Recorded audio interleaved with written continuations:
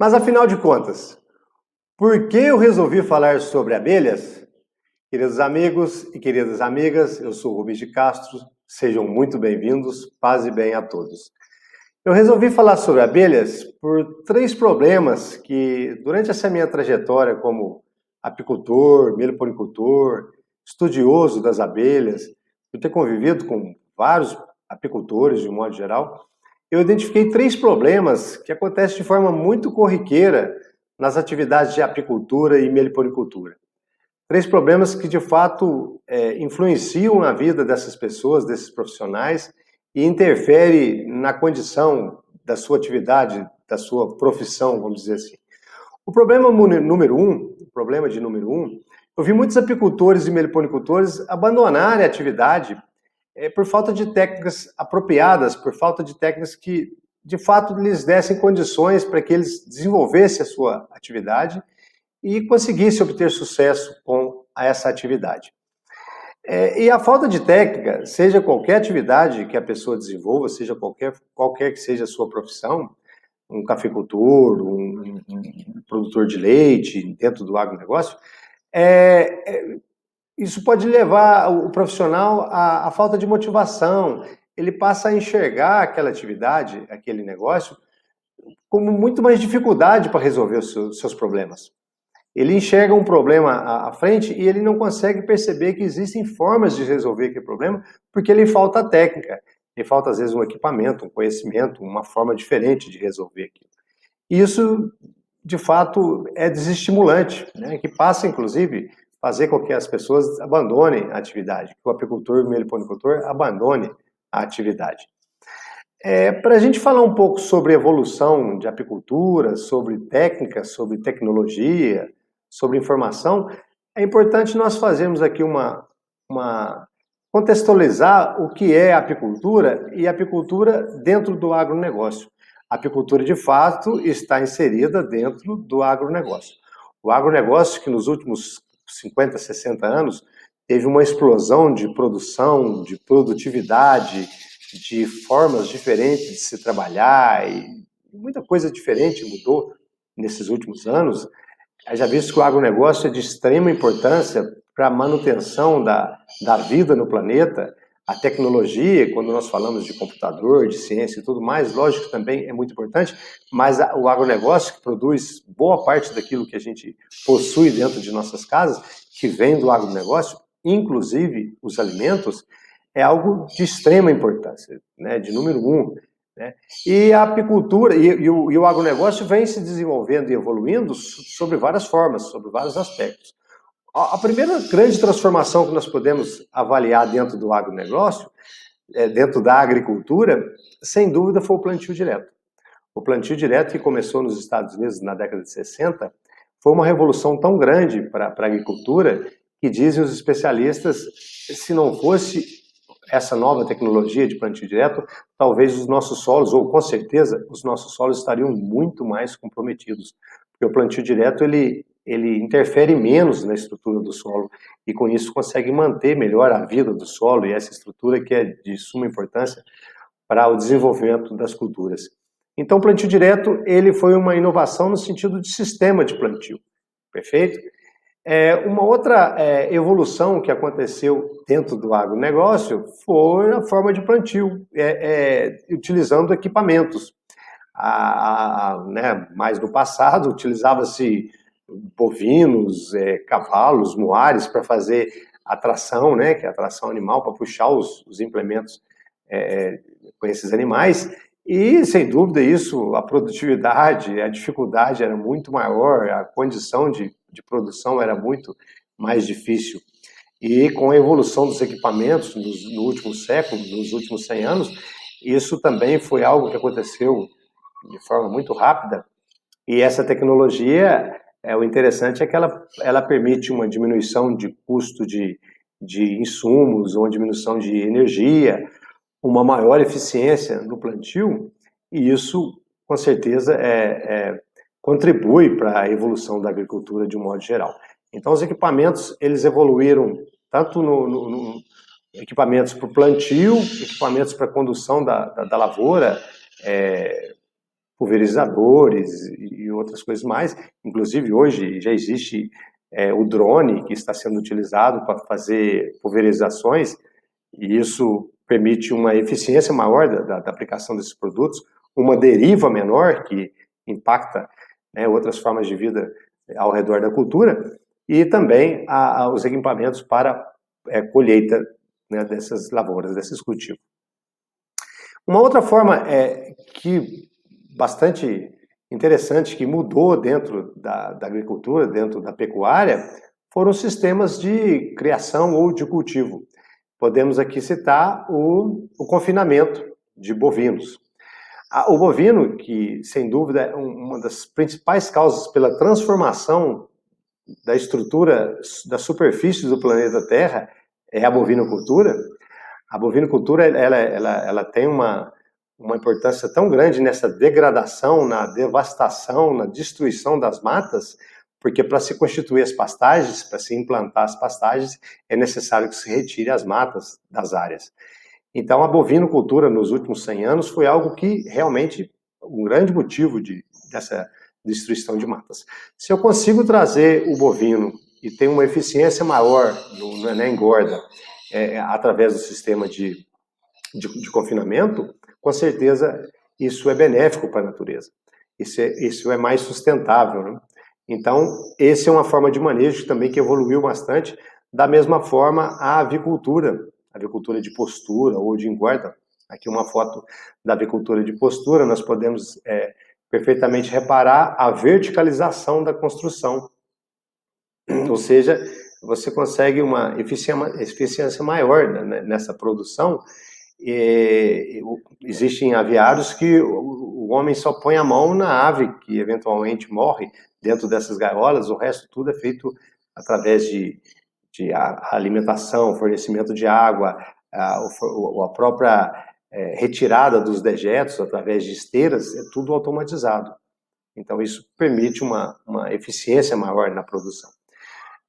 Nós não estamos falando aqui de questões de bem-estar animal e tudo mais, que pessoas realmente defendem essa situação. Eu quero levar apenas pelo lado da mudança que aconteceu, tá? Da mudança de tecnologia que aconteceu no agronegócio. Outro exemplo, a criação de peixes em gaiolas, que através da criação de peixes em gaiolas é possível uma produtividade muito maior do que criar o peixe solto.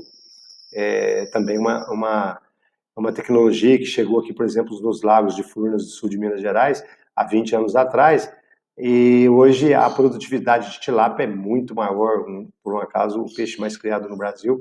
Então a utilização de tanque-redes para produzir tilápia é algo que acontece assim muito mais nos últimos 20 anos. E também o sistema de cultivo em estufas. A Holanda, que é um país número 1 em produção de alimentos e tecnologia e produção em estufas, também acontece essa verticalização. As estufas, os pés de alface, pés de tomate, ao invés de ser plantado na horizontal, eles estão começando a ser plantados na vertical. E isso em função do maior aproveitamento de área. A Holanda, que tem uma área produtiva 5 vezes menor do que o Brasil, exporta muito mais do que o Brasil. É lógico que eles consomem menos e poderiam exportar mais. Mas em função da tecnologia que eles têm de produzir em estufas e levando em conta essa verticalização da produção, o aumento da produtividade e da sua produção é muito maior. Ou seja, o manejo, a forma de cultivo ou a forma de criação contribuiu para essa evolução no sistema de agronegócio. A apicultura não é diferente. A apicultura ela está inserida dentro do agronegócio. A Rede Globo lançou uma campanha publicitária para apoiar a agricultura, que foi muito bem aceita pela sociedade, foi reconhecida internacionalmente. Né? Não estou aqui fazendo apologia à Rede Globo, mas de fato mereceu a premiação, porque essa campanha era para valorizar a agricultura. O agro é pop, quem não se lembra, o agro é pop. E de fato é pop mesmo, tem que ser pop porque o agro é da população, a agricultura é da população, é para a população, é para a sociedade, para as pessoas de modo geral. Então essa é a importância de se ter se criado o agro é pop. E, na realidade, nós, criadores de abelha, eu pelo menos, ficava ali na televisão, que essa campanha ela vinculava ali 15 dias, um mês, cada uma delas. Uma era para o bovino, a outra era para o leite, a outra era para a soja, a outra para o café. Começaram com aqueles que movimentam mais dinheiro, né? Mas a apicultura, a gente ficava ali na expectativa. De fato, apareceu lá as abelhas, a apicultura, a meliponicultura, a produção de mel, própolis e outras coisas mais que a abelha produz, valorizando também a apicultura dentro do agronegócio.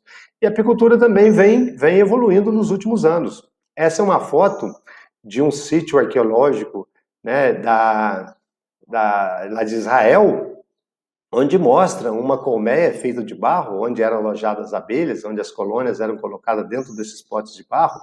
Interessante que na América, né, nos povos dos maias, também se criava abelhas sem ferrão, do gênero Scaptotrigona, em potes de barro, como se fossem talhas de água, e esses potes, então, eram muito criadas essas abelhas lá nos maias. E também em Marrocos, até hoje, existe ainda uma atividade assim, bastante, né, antiga, de se criar abelhas em potes de barro também. Esse é um apiário que tem 3.000 anos, datado de 3.000 anos, segundo os arqueólogos. Ou seja, você vê esse tipo de colmeia que era criado lá atrás, né, mais ancestral, depois você tem uma colmeia feita de palha ou de bambu, inclusive o termo colmeia, segundo os historiadores, pode ter originado do termo colmo de bambu, né, colmo de taquara, que são aquelas divisões, a cada divisão é chamada também de colmo da cana, né? Então, as abelhas também eram criadas nessas estruturas de palha ou de bambu, e por isso talvez o nome colmeia. Inclusive aqui na nossa região, no sul de Minas, conversando com o pessoal mais antigo, de mais idade assim, que criavam as abelhas ainda com sangue mais europeu, que se criavam abelhas até em balaios. Às vezes estava lá o balaio lá no galinheiro e de repente uma abelha alojava ali, ou eles passavam erva cidreira naqueles balaios para capturar a abelha. Então isso é algo que acontecia e vem se transformando, né? Os modelos de colmeia vêm se transformando. Lorenzo Langstroth, né, um grande apicultor, né, um grande pesquisador da abelha, lá em 1851, analisando já essa dificuldade que tinha de se conduzir a apicultura, de fazer o manejo nas colmeias, de tirar o mel e de alguma forma devolver aquela estrutura para a colmeia que é o favo, ele então criou a colmeia padrão Langstroth, a mais difundida no mundo, e basicamente consiste em você tirar o quadro, o caixilho, onde existe o favo de mel, você tira o mel daquele quadro e devolve para a abelha, para ela encher de novo de mel, e assim facilitar o seu trabalho. Essa foi uma grande invenção, né, que ocorreu há 170 anos já, 1851, e inclusive Lorenzo Langstroth patenteou essa colmeia. Essa colmeia foi patenteada. E mais recente agora, na Austrália, essa colmeia que é o centro, uma colmeia, vamos dizer assim, inteligente, poderíamos dizer, é uma colmeia onde se consegue tirar o favo, se tirar o mel, sem mexer na estrutura da colmeia, sem tirar esse quadro, sem abrir a colmeia, onde consiste em quebrar essa estrutura que está ao centro do favo, porque o favo ele tem estruturas para os dois lados para armazenar o mel. Então, naquela situação que é um quadro, é um favo de acrílico, vamos dizer assim, onde é armazenado o mel, a hora que você, através de um mecanismo, você desloca esse favo para cima e o outro para baixo, as duas partes, através dessa alça, o mel escorre dentro do favo, cai nesse canudinho e cai dentro aqui do pote de mel. Quando surgiu essa colmeia, o pessoal, principalmente, que trabalha com própolis, mas isso não dá certo no Brasil, isso não existe e tal. De fato, aqui na nossa região deve ser mais difícil de trabalhar, com certeza é mais difícil de trabalhar. Mas nós estamos falando aqui da evolução, das mudanças, da engenharia, né, da técnica, e tudo isso demonstra que a técnica ela vem desenvolvendo, ela vem melhorando, ela vem evoluindo, né? Isso para facilitar o trabalho do apicultor, para, de certa forma, preservar mais abelhas, para cuidar mais das abelhas. Então, toda a técnica que existe, ela tem esse intuito de, primeiramente, preservar o cultivo ou os animais e também trazer uma maior eficiência de produção. Aqui uma outra técnica desenvolvida já há alguns anos ou mais, algumas décadas, que é a questão da inseminação artificial em abelhas. Nós tivemos o prazer e a oportunidade de fazer um curso de produção de rainhas aqui em Muzambinho, com o pessoal da USP, e num determinado momento nós fizemos a prática de inseminar abelha. Na realidade, o Dr. Spencer conduziu o curso, o Omar, que era um colombiano que fazia doutorado na USP, nós fizemos, até saiu uma reportagem bastante interessante, e como isso acontece de fato, tivemos a oportunidade de ver de perto. E na realidade, essas duas estruturas de cima é o aparelho reprodutor masculino, né, do zangão, onde você espreme o abdômen do zangão, ele expele o saco escrotal e você faz a coleta dos espermatozoides ou do sêmen aqui nessa estrutura, com uma agulha muito fina, um catéter bem fino, e você então, no segundo momento, anestesia a princesa, já que ela tem que ser virgem, né, no momento oportuno para ser inseminada, e você, numa estrutura com duas pinças, você abre a vulva da abelha, da rainha, no aparelho de inseminação, e esse sêmen, então, é injetado com bastante cautela, né, de forma mecânica, dentro do aparelho reprodutor da abelha, da rainha, e então os espermatozoides, o sêmen, ele é injetado dentro da abelha e é armazenado na espermateca, onde fica armazenado o sêmen de 10 a 15 zangões necessários para fazer a inseminação na rainha e então armazenar lá em torno de 60, 70 milhões de espermatozoides. Então, a inseminação artificial é uma técnica desenvolvida, ela visa principalmente melhorar o sistema, fazer o melhoramento genético, promover o melhoramento genético, principalmente para atender produtores de rainha. Não se deseja, com esse tipo de técnica, já atender diretamente o apicultor, mas sim produtores de rainha, já que é uma técnica demorada, bastante complicada e um pouco cara também, de passagem. Uma outra coisa que aconteceu na apicultura, bastante interessante, são os equipamentos. Aqui um equipamento bastante prático, onde a casa de mel vai até o apiário. Nós temos que pegar as colmeias no apiário, as melgueiras, o sobreninho com mel, trazer para a casa de mel. Aqui não, a casa de mel vai até o apicultor. Eu me lembro que em 2008, no Congresso Brasileiro de Apicultura em Belo Horizonte, tinha um trailer para demonstração, ou seja, isso é algo que já existe no Brasil, né? Existem alguns trailers aí rodando dessa forma. Então, o trailer, isso é interessante, inclusive, para atender associações, porque um trailer pode visitar os apicultores e fica, de fato, bastante prático. Nesse caso aqui, um aparelho bastante sofisticado, onde aqui nós temos uma esteira, nessa foto ao centro, e a melgueira ou o sobreninho vai por essa esteira, entra dentro da casa de mel, aqui dentro desse trailer. Aqui tudo é feito de forma automática, a desoperculação, a centrifugação, a filtragem do mel, tudo feito com muita eficiência, com muita higiene, inclusive, e sem muito trabalho, ou seja, é algo que acontece. Então, a gente pode ver isso, a evolução dos equipamentos na apicultura também. Uma outra coisa interessante que pode e deve ser utilizada pelo apicultor é a internet. A internet, de um modo geral, é uma ferramenta que, em determinados momentos, o custo é muito baixo, basta ter um computador, uma rede aí de internet e um celular bom aí e tal, você já consegue ter acesso a muitas informações, inclusive a cursos, inclusive comprar cursos pela internet, você pode. Então, assim, é algo que é disponibilizado para o apicultor, e isso ele pode se beneficiar de várias formas, né, com essa ferramenta. Uma delas é a utilização do Google Earth para você mapear os seus apiários, para você criar um mapa e saber qual é a distância de um apiário do outro, porque isso é importante para o apicultor, para não haver competição. Qual é a distância do seu apiário com o do seu concorrente? Não vamos dizer concorrente, mas de um apicultor amigo ou parceiro seu, mas é necessário que se mantenha uma distância. Quais são as rotas entre um apiário e o outro? Como que você pode usar essa ferramenta para lhe servir, para você, né, se beneficiar dela? Aqui, por um acaso, esse mapa é lá do meu sítio. Aqui é o centro onde fica lá o meu sítio com a estrutura de casa de mel e algum apiário. E você tem uma reguinha aqui, você pode estabelecer o diâmetro que você queira trabalhar, visualizar quais são as matas, saber qual a altitude qual a altitude dos apiários.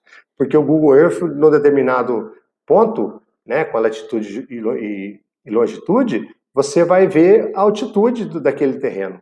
E um importante trabalho, produção de própolis, realizado pelo professor Mendelssohn, onde ele avalia a produção de própolis sobre vários aspectos. Foi uma pesquisa que ele fez para um trabalho de doutorado, que resultou no livro. E uma das coisas interessantes que ele pesquisou foi a altitude para se produzir própolis. Ele, nas suas conclusões, ele indica que a melhor altitude para produzir própolis é entre 800 e 1.200 metros. Ou seja, através do Google Earth, você pode identificar quais são os apiários que têm uma vegetação mais apropriada para se produzir a própolis, ou uma vegetação maior, e também essa altitude, que é muito importante. Ou seja, a internet também, na própria apicultura, é algo que evoluiu, que está evoluindo e pode ser utilizado. Uma outra questão é o manejo. O manejo na apicultura, você pode ver o manejo sob várias formas. Como, por exemplo, o tripé da apicultura, trocar cera, alimentar a abelha e introduzir rainha. É uma coisa que os apicultores ainda não fazem como deveriam, ou a boa parte dos apicultores, diria até a maioria. Tem apicultor que não troca rainha. A troca de rainha no Brasil está longe de atingir o ideal, muito longe. Poucos produtores de rainha. É um nicho de mercado para a apicultura. Produzir rainha é um nicho de mercado. A demanda por produção de rainha e por venda e comércio de rainha vai aumentar em muito nos próximos anos, porque a apicultura no Brasil tem muito para crescer. 5 vezes. A apicultura no Brasil pode desenvolver muito mais. E com esse consumo maior que vem acontecendo a cada ano, de mel, própolis e mais produtos, a apicultura necessita de abelhas melhores, de colônias melhores. A produção de rainha é um caso. Então, trocar rainha, alimentar a abelha é outra coisa que precisa acontecer mesmo. Diferentes formas de alimentar a abelha e introdução de cera nova, troca de cera, é o tripé da apicultura. E se o apicultor fizer esses 3 atividades, essas 3 obrigações, essas 3 tarefas, digamos assim, a chance dele obter sucesso aumenta muito. Né? E aqui nós temos o caso, ainda falando de manejo, alguns núcleos mais abaixo, que foram desenvolvidos lá pelo Kevin, da Jesser Bee Company, nos Estados Unidos.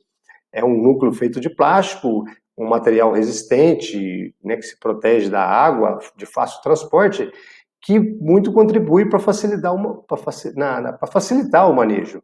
Você divide enxames, você movimenta enxames, muito mais prático, por sinal. Ou seja, o manejo também vem acontecendo essa evolução na apicultura. Essa é a primeira razão, ou é o primeiro problema que me incentivou a falar de abelhas, a falar sobre abelhas para os apicultores, para os meliponicultores. De fato, o apicultor ele necessita de ter acesso a essas tecnologias novas. Ele necessita de ter essa informação de como essas coisas vêm acontecendo, essas mudanças, que acontecem até de forma rápida, no manejo, na tecnificação, na estrutura, na forma de fazer as coisas, porque tudo isso pode contribuir para o sucesso do apicultor, o sucesso do meliponicultor. Então, essa é a primeira razão, é o primeiro problema que me levou a falar sobre abelhas para essa comunidade. O segundo problema, o problema de número 2, é que eu vi muitos criadores de abelhas falharem no planejamento, no estabelecimento de metas e no controle dos seus resultados. E isso é algo, assim, extremamente importante. O planejamento, o estabelecimento de metas e o controle dos resultados é algo que deve acontecer em qualquer atividade. No comércio, na indústria, na venda de serviço, qualquer tipo de empresa que você tiver, pode ser um carrinho de pipoca, você é empreendedor e você tem um carrinho de pipoca, você precisa de alguma forma organizar esses dados, planejar esses dados, porque senão a chance de dar errado aumenta muito. E de fato na apicultura não é diferente. Sem planejamento você não consegue organizar suas ações, você não consegue colocar isso à mesa, ter uma visão mais clara daquilo que você está fazendo, o que você deseja para o futuro. Sem estabelecer metas, sem ter os seus objetivos, você não sabe onde quer chegar. É a mesma coisa de um piloto que levanta o seu avião aqui, decola e fala assim, para onde eu vou? Não sei. Eu não sei para onde estou indo, mas se eu sei que eu quero chegar lá no Rio Grande do Norte, eu estabeleço a minha meta e vou até o Rio Grande do Norte. E uma coisa, e algo que precisa acontecer paralelo a tudo isso, é o controle. É o controle dessas ações. É o controle para verificar se esse planejamento, se essas metas estão sendo conduzidas de acordo com o que você planejou. Então, ou seja, o piloto ele levanta e conduz o seu avião para o Rio Grande do Norte e ele né, determina lá através do controle remoto que ele quer ir para o Rio Grande do Norte, mas ele não pode dormir. E se o avião saiu da rota por algum motivo? Então ele tem que controlar a rota constantemente, de 10 em 10 minutos, de 20 em 20 minutos. Ele tem que olhar se o avião está indo, né, direcionado ao seu objetivo. Isso é o controle. Então é muito importante que aconteça isso. E como que você pode gerenciar tudo isso, gerenciar o seu negócio? Através de anotações. Primeiramente, você precisa anotar. O apicultor precisa anotar, e é algo que o apicultor não faz. O apicultor não anota. É preciso anotar o que você gasta, quais são as suas receitas, como que você vende, para quem você vende, o quanto você vende, qual é o seu investimento. Investimento é aquilo que você investiu num veículo melhor, num barracão, num equipamento, numa centrífuga. Você precisa ter esses dados. Você pode controlar isso num laptop, num computador, utilizando programas, planilhas para isso, né? Para melhor gerenciar isso. Mas você pode fazer isso no papel. Você pode fazer isso num caderno. Você pode chegar lá no seu barracão de trabalho, na sua casa de mel, lá no seu escritório, no sítio ou lá na cidade, ter lá um caderninho onde você anota isso. Para quê? Na hora que chegar o final do mês, o final do semestre ou o final do ano, você tem um controle de quanto que você comprou, o quanto que você vendeu e o quanto que sobrou. Opa, me sobrou R$ 1.000, me sobrou R$ 5.000, 10 mil reais, 100 mil reais. Você, com aquela sobra, você vai, então, definir onde você vai investir. O que você precisa comprar na apicultura? Se você tem um dinheiro que sobrou e você tem certeza que sobrou, você, por exemplo, pode comprar um açúcar que está mais barato naquela época, e em uma determinada época, e armazenar aquele açúcar, porque o açúcar é algo dentro da apicultura que oscila muito em função da produção. Existe a época de se comprar o açúcar, porque ele pode oscilar o preço, então você vai comprar quando ele está com o preço mais baixo. Ou seja, você consegue tomar decisões quando você tem as informações. Perfeito?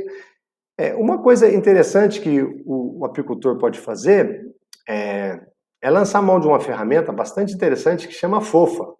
Isso é algo que os apicultores, os empresários, né, um pouco mais atualizados, eventualmente eles utilizam dessa ferramenta para identificar como está o negócio dentro do cenário, né? Como que o negócio está, se ele está indo bem, se está indo mal, se ele precisa tomar uma decisão, se ele precisa fazer um investimento, mudar alguma coisa dentro do negócio, ele pode fazer essa avaliação da FOFA. O que é a FOFA? Forças, né? Forças, fraquezas, oportunidades e ameaças. Força e fraqueza é aquilo que está relacionado à sua empresa, à sua estrutura, à sua mão de obra, à qualidade da mão de obra, a título de treinamento, e os fatores externos, a oportunidade e a ameaça, aquilo que, por exemplo, está relacionado ao comércio, né? Aquilo que acontece fora da sua empresa. Então você tem as questões que acontecem fora da sua empresa e que você não consegue controlar, e as coisas que acontecem dentro da sua empresa que você não consegue, que você consegue de alguma forma controlar. Para exemplificar isso, eu pensei aqui na apicultura de própolis.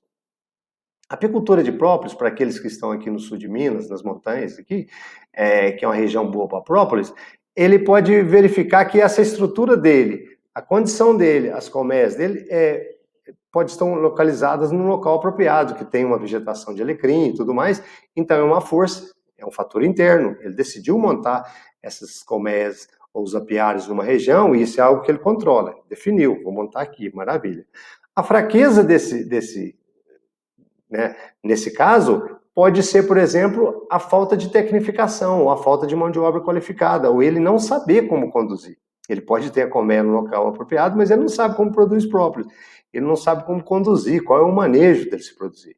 Se ele tem que colocar a colmeia debaixo de um local mais sombreado ou fora, ele precisa saber tudo isso. Uma outra fraqueza seria a própria genética dessas abelhas. Se ele pode controlar a genética de alguma forma, melhorar a genética, é muito fácil de você identificar dentro de um apiário 10 colmeias que produzem uma própolis melhor e 10 colmeias que produzem uma própolis pior, ou aquelas que nem produzem própolis. Se é o mesmo local, ou seja, o ambiente é o mesmo, isso pode estar relacionado ao fator genético. E esse fator genético, então, você pode ir melhorando aos poucos essa genética. Você consegue controlar isso. A questão do fator interno que você não consegue controlar, vamos utilizar ainda o exemplo da própolis.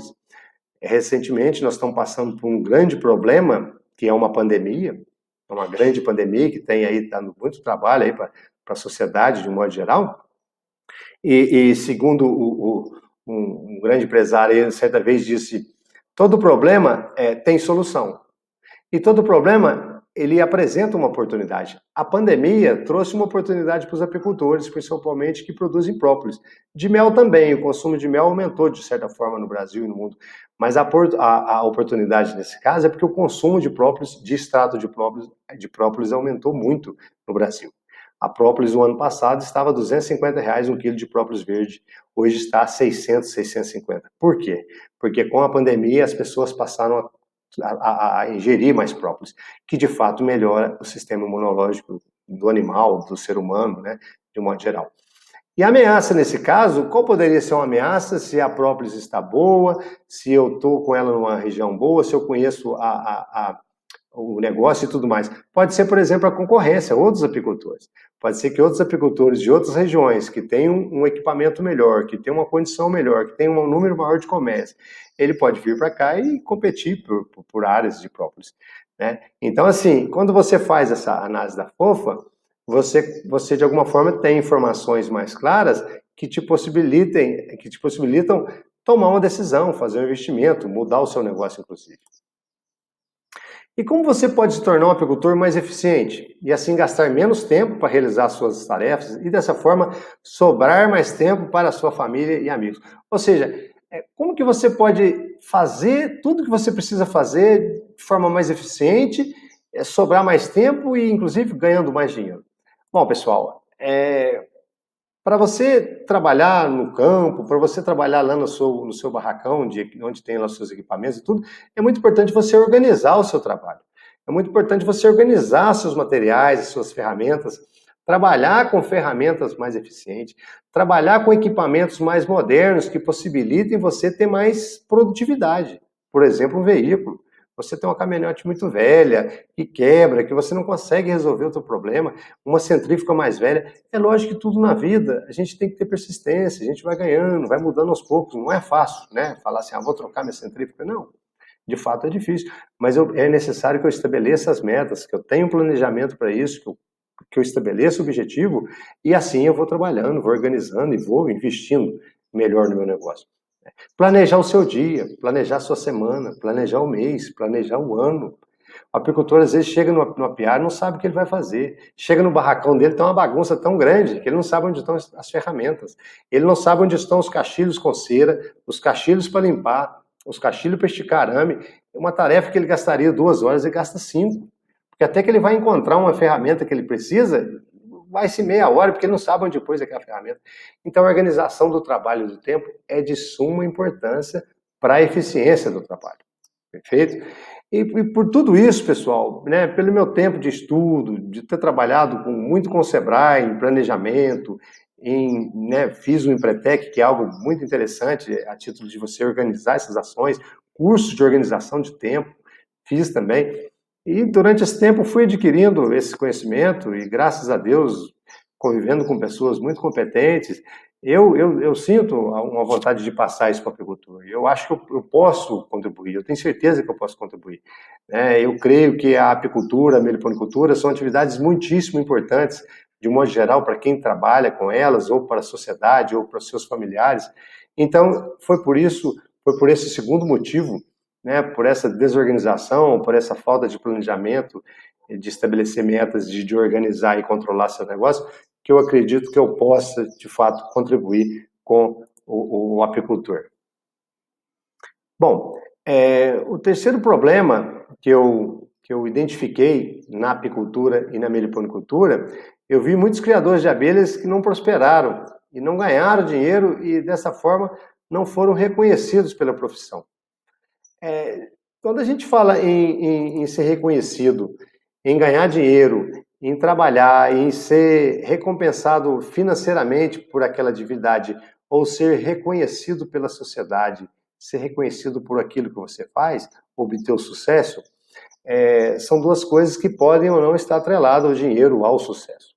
Por exemplo, Existem cientistas que às vezes promoveram enormes mudanças, benefícios para algumas atividades e de fato não ficaram milionários, não ficaram ricos.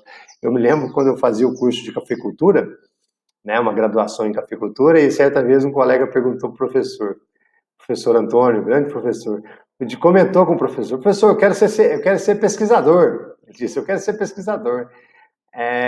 Aí eu falei assim, mas pesquisador? Eu queria ser pesquisador. Eu quero ganhar muito dinheiro. Aí o professor falou assim, filho, não pensa assim não. Pesquisador às vezes não ganha muito dinheiro. Aí ele citou o nome de um pesquisador famoso que tinha influenciado bastante a cultura do café e falou, determinado pesquisador foi de suma importância para a cafeicultura, deixou vários produtores milionários, mas ele mesmo não ficou milionário. Então, assim, ou então poderíamos dizer a respeito de um músico, né, ou de um atleta, né, de um artista plástico, né, existem os artistas plásticos que são fenomenais, que fazem pinturas, e às vezes não são reconhecidos, não são financeiramente, mas a sociedade reconhece o trabalho dele como algo sensacional. Ele obtém um sucesso, mas às vezes o financeiro não é o caso.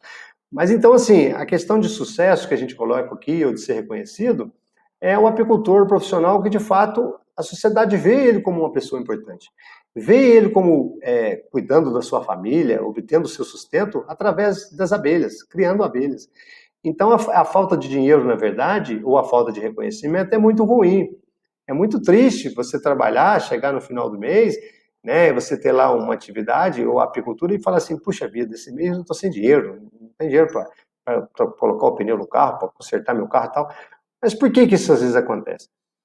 Isso às vezes acontece porque o apicultor ele não planeja, ele não organiza tudo isso, ele não vê a atividade como algo que de fato pode ser aquilo que ele deseja acima de tudo. Isso está relacionado ao seu planejamento, ao seu estabelecimento de metas. Por exemplo, se o apicultor tem uma colmeia, essa uma colmeia pode lhe dar X reais de lucro, pode lhe dar 10 reais, 50 reais, 100 reais, 500 reais, vai depender do que ele produz, como produz, para quem ele vende.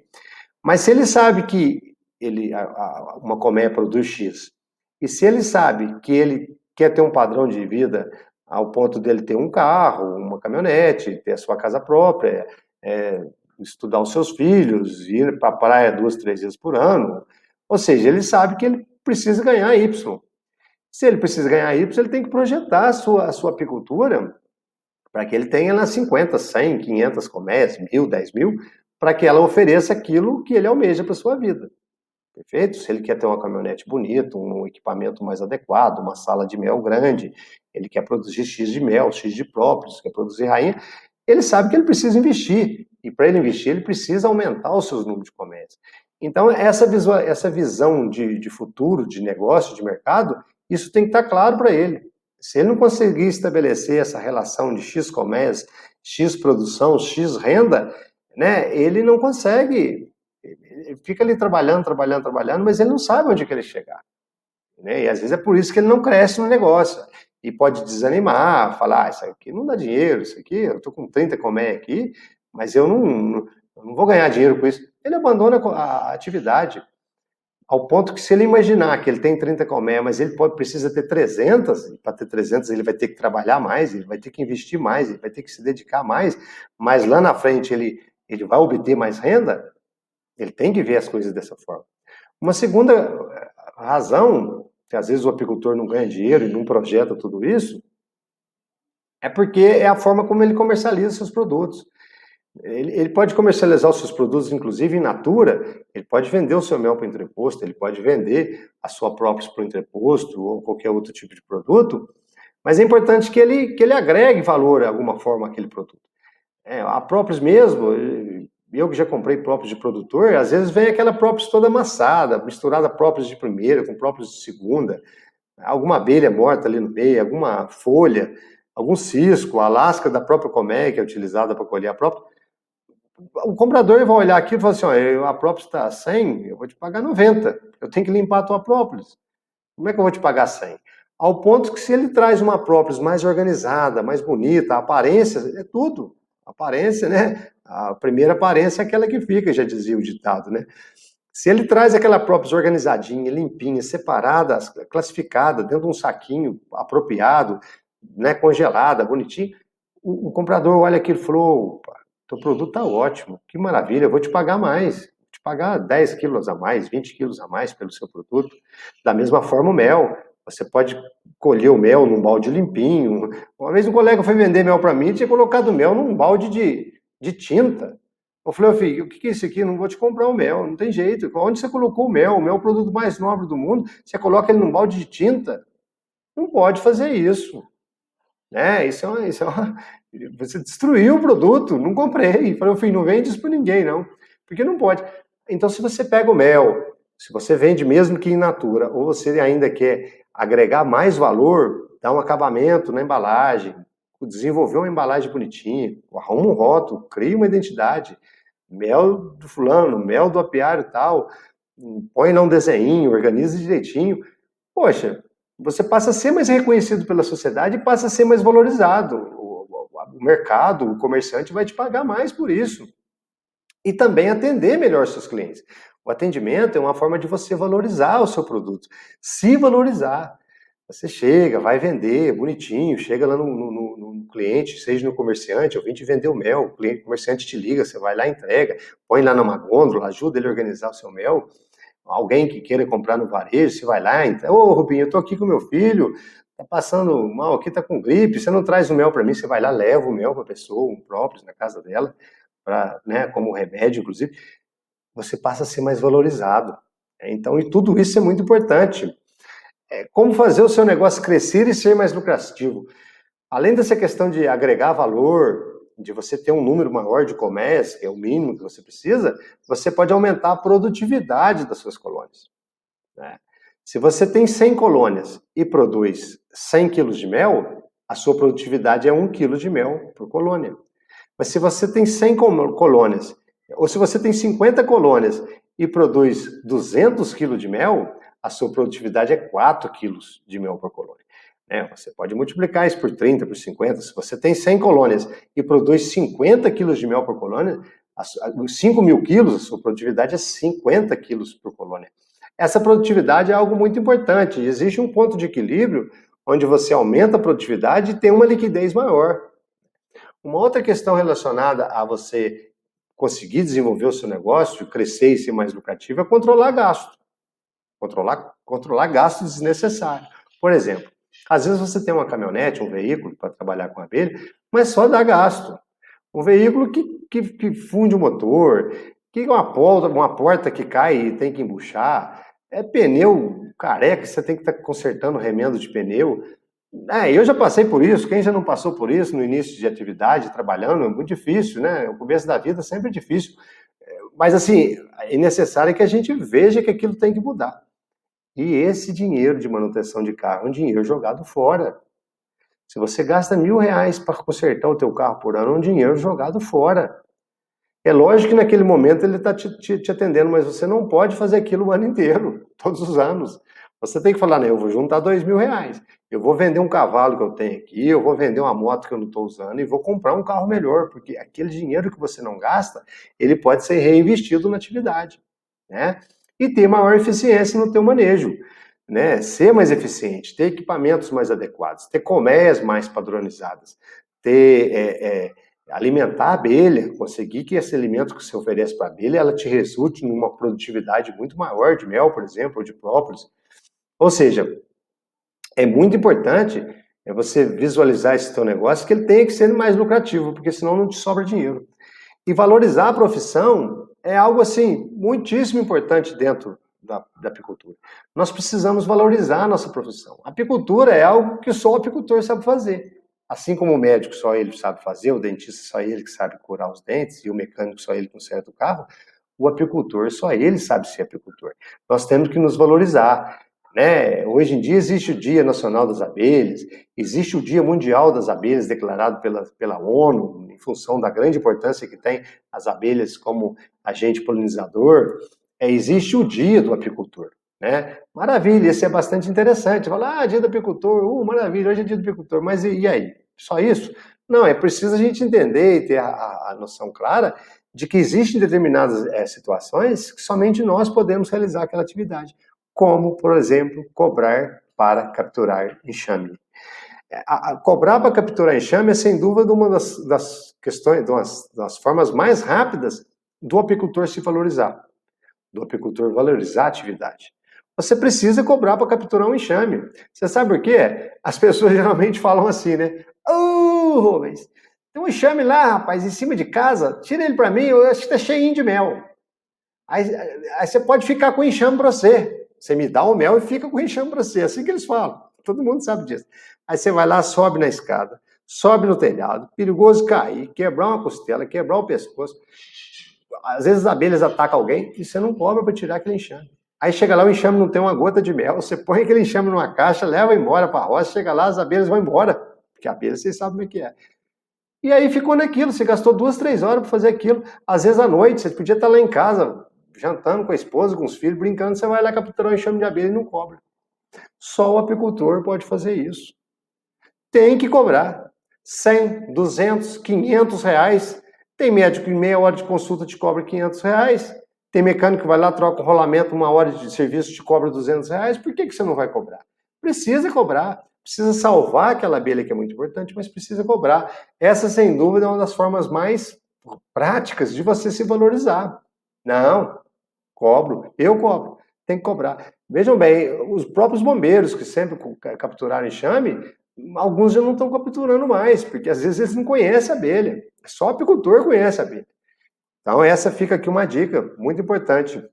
O apicultor que às vezes dá uma palestra, que dá um curso, que vai lá falar para a sociedade a importância que tem a abelha, ou um apicultor que produz rainha, ou um apicultor que é apiterapeuta, que leva saúde para as pessoas, que vai lá, às vezes a pessoa está lá com artrose, reumatismo, problema de coluna, ele vai lá com poucas abelhas, como aconteceu já comigo, de até ter levado essa cura para algumas pessoas, chega lá, coloca a abelha, a pessoa já se sente bem. Esses dias um colega aqui nos amigos, Rubim, cheguei lá, estava deitado na cama dele, Rubim, estou aqui e tal, passei lá na escola onde eu trabalho, tem abelha lá, fui lá, peguei algumas abelhas no saquinho, deitei lá, tal, com ele, coloquei a abelha. No outro dia estava andando para a rua, falei, sim, o Rubim tirou com a mão, ele já fez isso mais de uma vez. Então, assim, você leva saúde para as pessoas, né? É produtor de mel. Então, assim, o apicultor, ele precisa ser mais reconhecido, ele precisa ser mais valorizado, mas ele precisa se valorizar mais. O próprio apicultor tem que se valorizar mais, entregar um produto melhor, ter essa ideia de que ele precisa, que ele leva segurança para a sociedade, que ele pode cobrar por isso. Então, isso acontece. Por tudo isso, pessoal, né, por essas dificuldades, por essas questões de gestão, de controle, de organização, de técnicas, de equipamentos que às vezes os apicultores não têm esse conhecimento, por essa valorização, que eu acredito muito na apicultura, eu acredito muito na meliponicultura, a meliponicultura que pode ser trabalhada com crianças, com pessoas de maior idade, que pode ser inseridas dentro desse mundo, desse universo que é o universo das abelhas. Nós precisamos nos valorizar, nós precisamos dar condições para que esses profissionais sejam mais valorizados. Somente o apicultor e o meliponicultor pode fazer aquilo que lhes cabe. Por isso eles têm que ser valorizados. Eu, desde que eu comecei a trabalhar com apicultura, procurei me aproximar dos grandes profissionais. Aqui o Dr. Kerr, a primeira palestra que eu ouvi de apicultura foi com o Dr. Kerr, que veio em Moçambique falar sobre genética de abelha, e foi fantástico. Conheci também o Robson Hadi naquela ocasião, que deu uma palestra muito interessante para nós. E então conhecer essas pessoas que dedicaram a sua vida, né, em prol da apicultura, e inclusive assim de forma muito pronta, muito pronta. O Dr. Kerr saiu lá de Uberlândia para vir para Moçambique, depois de um telefonema, por um acaso meu irmão deu para ele para vir dar uma palestra aqui, veio na maior boa vontade do mundo. Então essa necessidade de me aproximar de pessoas que realmente pudesse me alimentar com esse conhecimento, eu sempre procurei fazer isso. Existe um ditado que diz, se você quer ser sardinha, ande com as sardinhas, se você quer ser tubarão, ande com os tubarões. Então eu sempre tive essa necessidade de aprender. E, graças a Deus, eu posso dizer que tive a oportunidade e o privilégio, o prazer de aprender muita coisa boa nessa minha vida de profissional, lidando com abelhas, e hoje eu sinto uma angústia, eu sinto realmente uma vontade de dividir isso com as pessoas. Eu, por um acaso, fui trabalhar no Instituto, ainda era Escola Agrotécnica, em 2008, fui trabalhar no setor de apicultura, juntamente com o Césio, esse companheiro que está aqui, que é um grande amigo, uma grande pessoa, um grande apicultor, me ensinou muito, muito, aqui com os alunos, onde a gente ensinava, mas aprendia muito também. Então, eu fui convivendo nesse ambiente de educação, de aprendizado, de pesquisa, aqui com o pessoal da Apimus, onde, num determinado momento, os profissionais que se aproximavam da escola para trocar cera alveolada, cera bruta e cera alveolada, nós fomos criando uma família, uma amizade, e acabou culminando na reativação da Amusap, que se transformou em Apimus, e assim a gente participou de eventos, de congressos, tivemos acesso às consultorias do SEBRAE, que muito, muito nos influenciaram, né? Essa questão de aproximar de instituições como a USP de São Paulo, Ribeirão, Universidade de Belo Horizonte, de Viçosa, Furnas, né, um grande amigo Maurinho, que me ensinou muito, foi muito importante na minha vida, a própria CAEP, que é uma empresa de intercâmbio, a Universidade de Taubaté, onde eu me formei, graduei em apicultura, ou seja, durante esses anos nós fomos tendo contatos uns com os outros de forma muito carinhosa, muito íntima, ao ponto de realizarmos o Congresso Mineiro, o 4º Congresso Mineiro de Apicultura e Meliponicultura, e também alguns outros eventos como o simpósio, o curso de apiterapia, a implantação do meliponário no IF. Então, tudo isso, essa informação, ela vai preenchendo o nosso ser, ela vai alimentando e vai acumulando aqui no nosso cérebro, no nosso HD, e chega um momento que a gente quer dividir tudo isso, quer participar. Estive lá na Jesser Bee Company fazendo um trabalho lá de alguns meses, conhecendo pessoas, aqui o Passan, né, o Eduardo das Filipinas, o Leni da Nicarágua, aqui o dono da Jesser Bee Company, o Kevin, um grande empresário da apicultura, vende mais de 50 mil colônias de abelha por ano, o Dr. Jamie Ellis, coordenador do maior laboratório de entomologia do mundo, e de abelha também, aqui o professor Jefferson da esquerda, que é do Rio Grande do Norte, da Universidade do Rio Grande do Norte. Então, essas informações, esse privilégio, realmente vai nos alimentando, e é muito bonito isso, porque na realidade a gente acaba vendo isso acontecer nas abelhas, aquele trabalho em comunidade, trabalho em sociedade, aqui também trabalhando com crianças, aqui um teatro que teve na escola, e onde as crianças foram falar sobre abelhas, sobre o pólen, aí tinha a menininha que era abelhinha e tudo mais, aqui com as crianças da APAI, o amigo Juliano lá do Instituto, grande amigo Juliano, que nos sempre trabalhamos junto lá, e o nosso meliponário, as crianças da PAI ficaram encantadas com as visitas que eles fizeram lá. E as crianças, né, que mais nos ensinam do que aprendem, na verdade, porque criança é fantástico ver eles falar de natureza, um amor, você pergunta alguma coisa, eles já respondem, a abelha, o pólen, então isso muito, muito bonito, muito gostoso. Então, assim, nesse tempo que eu me alimentei de tudo isso, que eu procurei com muita dedicação, com muito suor, com muita, às vezes abdicando, né, de alguns momentos com a família até, mas assim, isso agora reverte nessa vontade de dividir isso. Eu até por ser um funcionário público federal também e trabalhar numa escola e ter me alimentado durante essa minha participação no Instituto, eu vejo a minha necessidade de dividir isso com os apicultores e com os meliponicultores. E eu acredito que eu possa contribuir, porque, né, a vida nos ensina, mas o mais importante do ensinamento é a gente dividir, né? Eu me lembro quando eu conversando com o Carleto, nosso presidente da Apimus, eu peguei, me formei, liguei para ele e falei assim, ô Rubinho, eu senti uma energia muito boa aqui de ver você e eu tenho certeza que você está passando por um momento muito bom. Agora vai e divide isso com a sociedade. Então, assim, é algo que eu tenho até orgulho de falar, que eu tenho, assim, essa vontade de poder estar conversando com as pessoas e dividindo isso, e criando esse contato e esse intercâmbio. E foi por isso que nós criamos a Viva Abelha, para eu poder passar esse conhecimento adquirido em todos esses anos de forma mais eficiente pela internet, porque, na verdade, você dá um curso de abelha de meliponicultura, você não pode ter muitas pessoas, 4, 5 pessoas ali dentro de uma sala, né? Agora, quando a gente, 20 pessoas talvez, ou apicultura, né? Geralmente os cursos são para um grupo menor de pessoas, e a questão da presença. Mas agora eu poder falar para você que está aí no estado de Goiás, no estado do Amazonas, no Nordeste, no Sul, no Centro-Oeste, em outras regiões, no próprio Sudeste, isso é algo fantástico.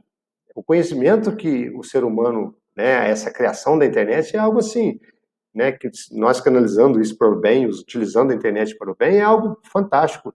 E é por isso que nós criamos a Viva Abelha. É para poder, através da internet, de um laptop, de um celular, de um notebook, poder levar essas informações sobre apicultura e meliponicultura para você. Seja na área de gestão, seja na área de manejo, seja na área de vendas, seja na área da medicina que existe por trás da abelha, né, que da cura. Enfim, tudo que eu pude aprender de apiterapia, que eu gostaria muito de passar para vocês, e através dessa comunidade mostrar para vocês, através da comunidade de abelha, mostrar para vocês a importância que tem a sociedade. Da mesma forma que existe a Sociedade das Abelhas, que é algo fantástico, organizado, que acontece tudo de forma muito meticulosa ali, muito organizada, também a importância de uma associação, a importância de uma cooperativa, onde os apicultores e meliponicultores possam estar agregados ali, discutindo melhor formas de trabalho, de organização, de preservação e tudo mais. E é por isso que a gente deseja profundamente que a comunidade Viva Abelha cresça, desenvolva, né, de uma forma assim muito harmônica, que essa sociedade possa realmente, essa comunidade, se transformar e crescer, e que a gente possa junto estar discutindo tudo isso. Ninguém é dona da verdade. O mais importante é a gente estar junto, desenvolvendo e criando esses conteúdos. E se você gostou desse vídeo, né, eu te convido a ficar ligado nos nossos conteúdos próximos que nós disponibilizaremos nas nossas redes sociais, como Facebook, Instagram, YouTube. Eu te convido para estar presente, para estar em contato com a gente, e é algo que eu faço de forma assim, muito carinhosa. E se você tiver alguma dúvida, por favor, me contacte através dos meios de comunicação aqui. Eu terei enorme prazer de estar conversando com você, de estar te auxiliando de alguma forma, de estar te servindo. Eu estou aqui para te servir, tenha certeza disso. E assim que nós possamos criar uma sociedade, uma comunidade mais junta, mais amorosa, mais caridosa também. Eu quero agradecer muito a sua atenção, o seu carinho, e muitíssimo obrigado, paz e bem.